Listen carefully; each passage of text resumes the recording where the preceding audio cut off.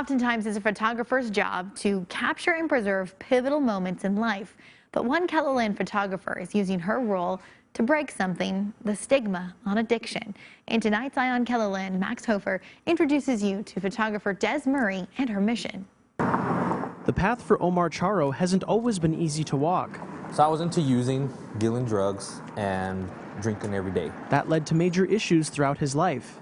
So I lost my job, lost my apartment. I was on felony probation, and I had 13 bucks left.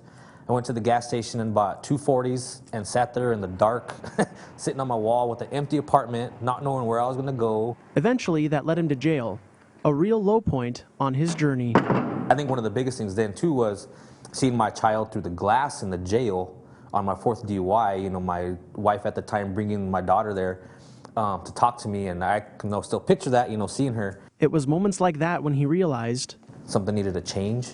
I moved away from a lot of friends that we were using meth and stuff like that. So that's the last time I even used a lot of that stuff. But then it was just more of a breaking that routine.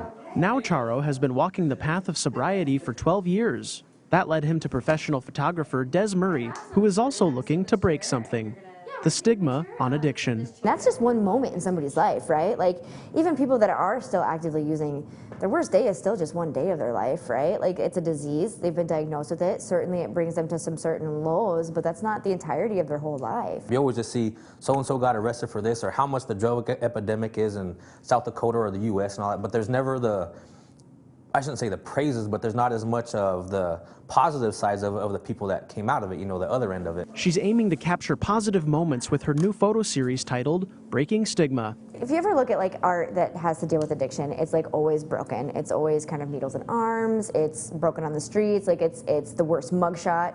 The goal of this series is to have people change their perspective on how they see addiction. Since last November, she's asked recovering addicts to sit down and get their picture taken.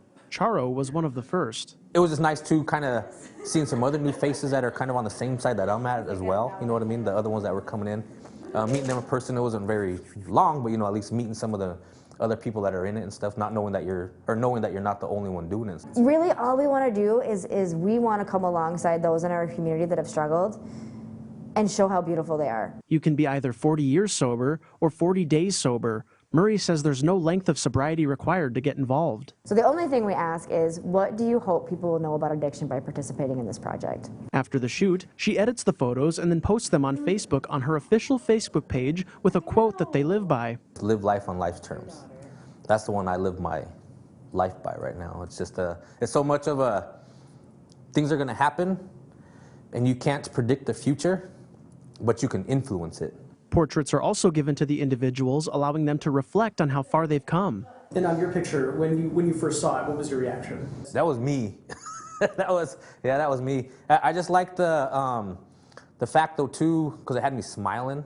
Murray hopes that her project eventually grows to cover more angles on the subject. The next step was kind of asking those that were impacted by addiction, so like family members, husbands, wives, sisters, brothers, children. Showing that there's a bigger picture beyond one frame of someone's life.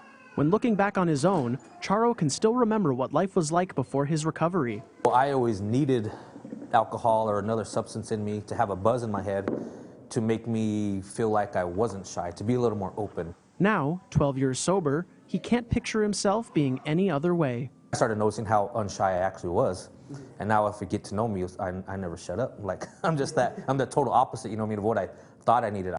With Eye on KELOLAND, I'm Max Hofer. Such a great project. If you'd like to see more of Murray's work, or if you know or are someone who'd like to take part in the series, we have a link you can find under this story at KELOLAND.com. They say a picture's worth 1,000 words, and those definitely speak volumes. Worth a lot, for sure.